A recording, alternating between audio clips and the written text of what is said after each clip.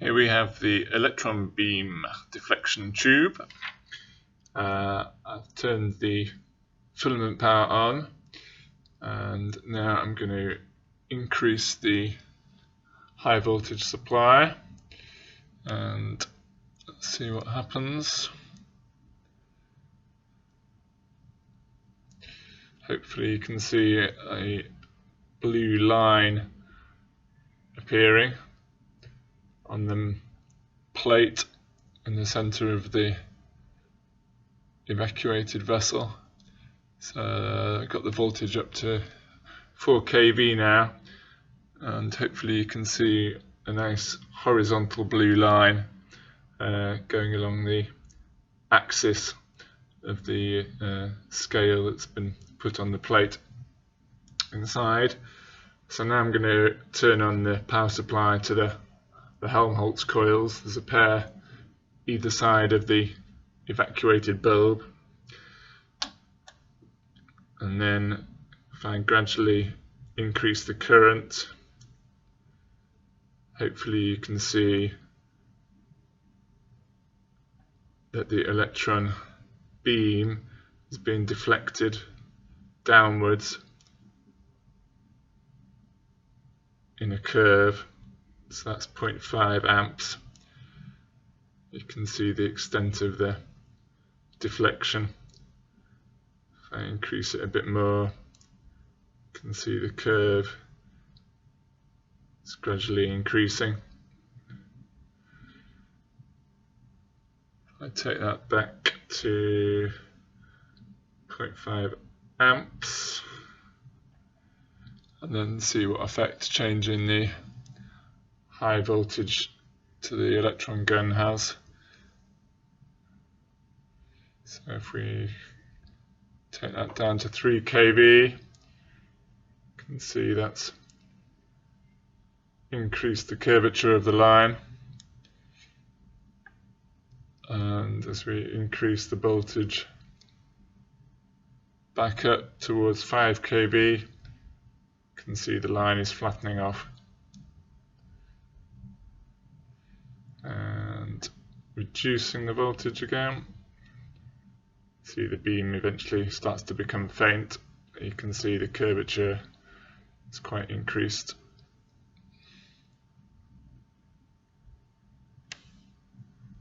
And turning the Helmholtz coils off, and the beam deflects back to the horizontal. Here we have the electron beam deflection tube again, but in a slightly different configuration. So I've removed the Helmholtz coils from around the evacuated bulb, so we're not looking at using a magnetic field to deflect the electrons this time. What I've got now is another high voltage power supply that's connected via these connectors to this metal plate, and we're going to apply a high voltage across this plate to create an electric field, and see what happens when we use that to deflect the beam of electrons. So I've had the filament warming up, so if we increase the anode voltage to the electron gun,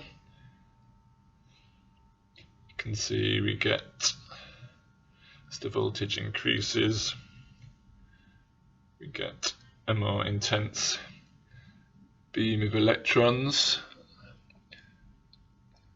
Okay, so there we're at 4000 volts. Hopefully you can see that nice blue trace there on the graduated scale, and you can see at the moment that it's completely horizontal. There's nothing, no forces acting on the electron beam at the moment. If I turn on the other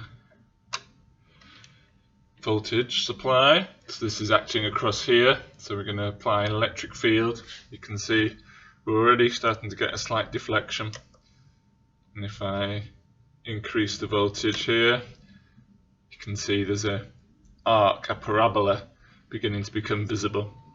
So the electron beam is being influenced by the electric field across the bulb, and the electrons are being deflected upwards. Let's see if I can take some measurements. So that is almost exactly 3000 volts generating the electric field across that plate. And if I take the readings off the scale for 8 centimeters of horizontal movement, we've got 2 centimeters of vertical deflection. And if I take the voltage back down, let's collect another data point. Okay, so that's a bit less now, so we've got almost exactly 1 centimeter of vertical deflection for the same 8 centimeters of horizontal movement, and that is at a voltage of 1600 volts.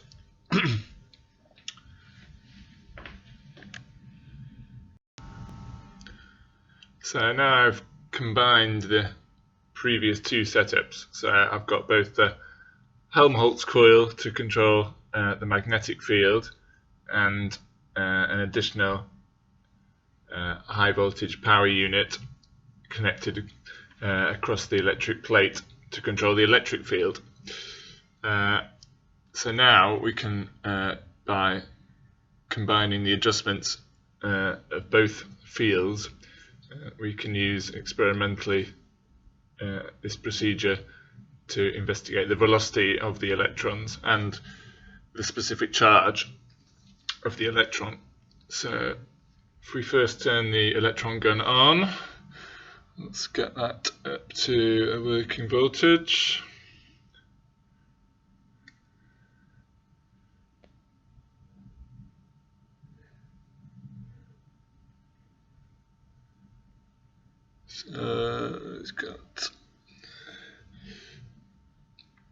It's about 4000 volts there, and we'll turn the electric field on and get that voltage up,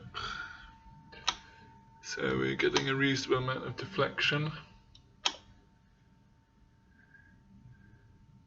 Okay, that's pretty much 4000 volts on the electric field. You can see we're getting a significant curvature on the electron beam there. And now what we want to do is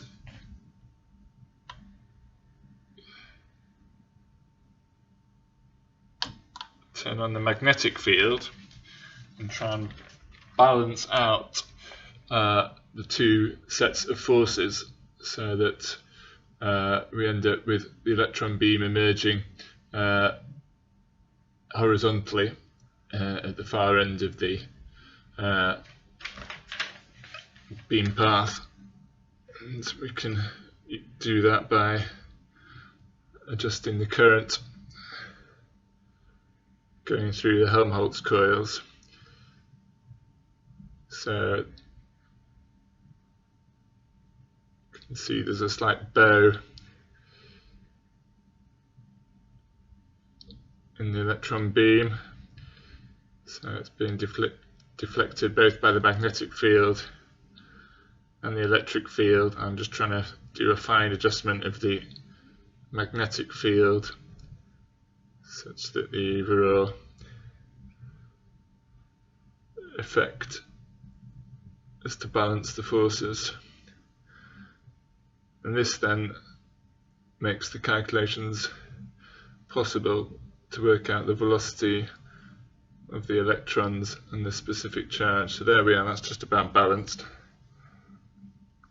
And if I give you the readings and then you apply the correct formula and some of the constants from the apparatus, you should be able to work out the velocity of the electrons and, as I said, a specific charge. So the high voltages are both set at 4000 volts at the moment, so that's the anode voltage from the electrode gun, and the electric field voltage across this metal plate.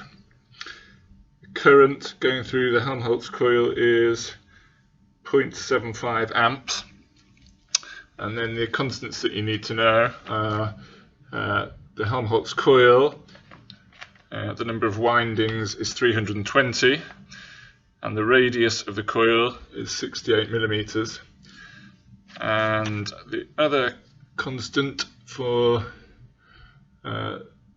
this equipment is the distance between the two plates where the electric field is, which is 54 millimeters in this case.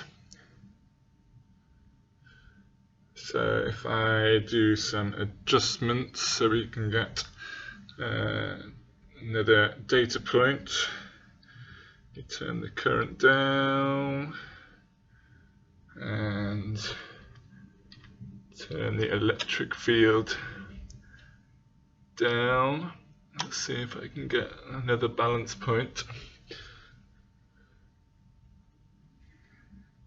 Okay, so there we've got the electric field voltage is now 2000 volts. The electron gun anode voltage is still 4000 volts. And now if I do some fine adjustment on the current going through the coils, that's pretty much balanced. That is 0.3 amps. And let's do another data point. If I take the anode voltage down to 3000 volts, let's take the electric field voltage